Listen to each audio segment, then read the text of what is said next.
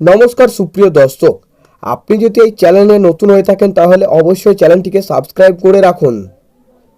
দার্জিলিংয়ে তুষারপাতের সম্ভাবনা। হালকা বৃষ্টি হতে পারে উত্তরবঙ্গের 4 জেলায়।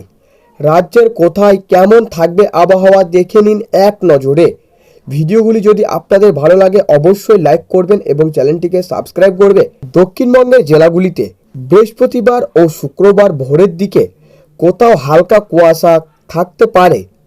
উত্তরবঙ্গের ক্ষেত্রে হালকা কুয়াশা থাকতে পারে শনিবার পর্যন্ত।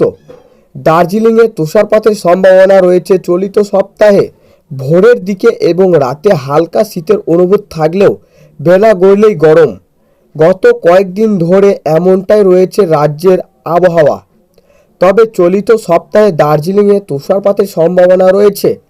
হালকা বৃষ্টি হতে পারে উত্তরবঙ্গের কিছু জেলাতেও। রাজ্যে আপাতত কনকনে ঠান্ডা শীত আর কোনো সম্ভাবনা নেই। যেমন রয়েছে তেমনই থাকবে আবহাওয়া। আগামী কয়েকদিন বৃহস্পতিবার এবং শুক্রবার হালকা বৃষ্টির সম্ভাবনা রয়েছে দার্জিলিংয়ে পার্বত্য এলাকায় হতে পারে তুষারপাত ও কালিম্পংয়ের বৃষ্টির সম্ভাবনা রয়েছে 2 দিন। হালকা বৃষ্টি হতে পারে জলপাইগুড়ি এবং আলিপুরদুয়ারেও। দক্ষিণবঙ্গের জেলাগুলিতে শুক্রবার এবং শনিবার ভোরের দিকে কোথাও কোথাও হালকা কুয়াশা থাকতে পারে। উত্তরবঙ্গের ক্ষেত্রে হালকা কুয়াশা থাকতে পারে রবিবার পর্যন্ত।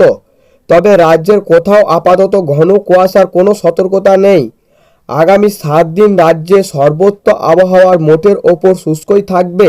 উত্তরবঙ্গ এবং দক্ষিণবঙ্গের সর্বত্র রাতের তাপমাত্রা আগামী 7 দিন বিশেষ হেরফের হবে না।